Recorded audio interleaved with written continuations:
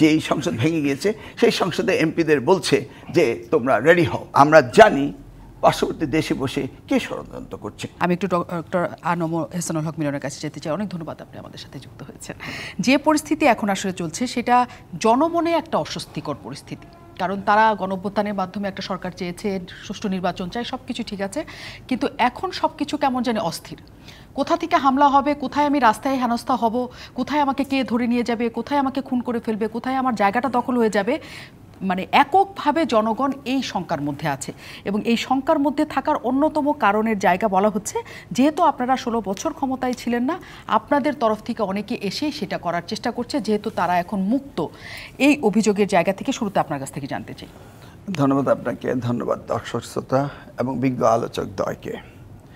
প্রথমেই আমি এটা আমার এই দ্বিতীয় স্বাধীনতার পর প্রথম আমার শো টকশোতে এসেছি। অনেক ধন্যবাদ আসার জন্য। সেজন্যই আমি প্রথমে আন্তরিকভাবে অভিবাদন জানাবো আমাদের জেনারেশন জিকে, যাকে আমরা জেন জি বলি, এবং সেই সাথে শহীদ যারা হয়েছেন তাদের রুহের মাগফিরাত কামনা করছি। এবং আমার কোচও 3 জন শহীদ হয়েছেন।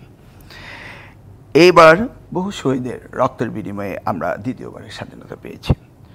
অতএব আমরা আলোচনা যেদিকে যাচ্ছি যে will this government will be failure government, সেদিকেই বোধহয় আলোচনাটা যাচ্ছে।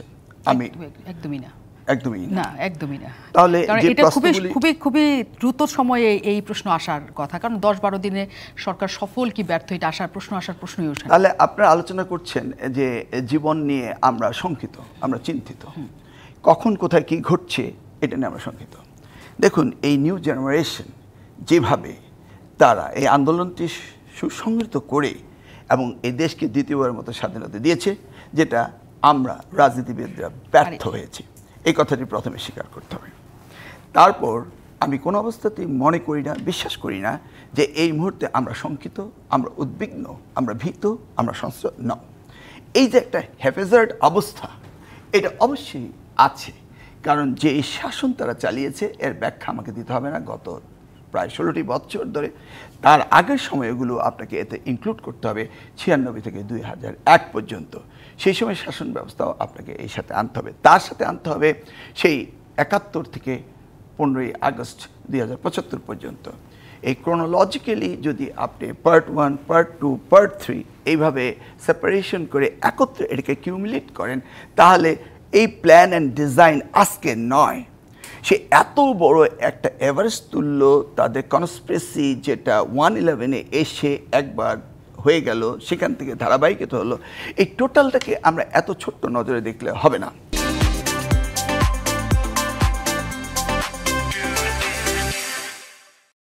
সেক্ষেত্রে আমি বলছি যে আমি মোটেই উদ্বিগ্ন নই যে এই সরকার পারবে না। দেখুন, হেড অফ দ্য গভর্নমেন্ট যিনি হয়েছেন, তিনি পৃথিবীতে গুটি কয়েকের মধ্যে একজন, এবং উনি দায়িত্ব নিয়েছেন, এটা বুঝে শুনিয়ে নিয়েছেন।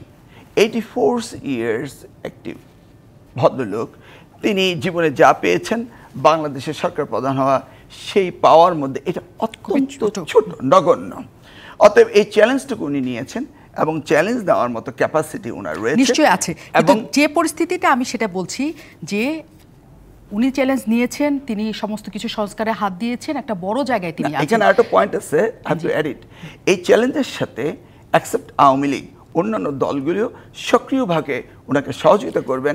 অ্যাজ ইফ টুডে আমরা সেই জায়গাতে এসেছি যে তাহলে বিচ্ছিন্নভাবে যা কিছু হচ্ছে, ভাঙচুর হচ্ছে, মিডিয়া হাউসে ভাঙচুর হচ্ছে, বাইরে ভাঙচুর হচ্ছে, কেউ যে চাঁদা আদায়ের অভিযোগ করছে, কারণ জমিটা বলা হচ্ছে আমার জমিটা নিয়ে নেওয়ার চেষ্টা করা হচ্ছে, এরকম হয়েছে। এবং আপনাদের উপরের একদম হাইকমান্ড থেকে তাদেরকে সতর্ক করা হয়েছে, সেখানে শাস্তি দেওয়া হয়েছে, নানা জায়গায় নানা কিছু হচ্ছে। সেটা কি আসলে তাৎক্ষণিক প্রতিক্রিয়া, নাকি এই প্রতিক্রিয়াটা ধারাবাহিকভাবে সামনে থাকবে? দেখুন, 15 বছর এই যে লেসন জাতি পেয়েছে, সেই লেসন নিশ্চিত দলগুলি পেয়েছে, এবং দলগুলো কিন্তু কম আত্মহত্যা দেয়নি, কিন্তু ফাইনালি আমরা এটাকে ম্যাটেরিয়ালাইজ করতে পারিনি। পেরেছে এই ছাত্র জনতা, অভিভাবক প্লাস আমরা যারা দলগুলি রয়েছি, সকলের সমর্থনে এই ঘটনাটি ঘটেছে। এখন জমি তো আগেও দখল হয়েছে, যেমন আমার জমি দখল হয়েছে আগে, আমি আমারটা ফেরত পাচ্ছি। আর আমি যদি দখল করি, দেখুন, অপেক্ষা করুন, অ্যাডমিনিস্ট্রেশন যখন রুল ওভার করতে শুরু করবে, জমি ফেরতই দিতে হবে। স্বাভাবিক যে ইনসিডেন্টগুলো হচ্ছে, এই ইনসিডেন্টগুলো তো সবসময় হচ্ছে।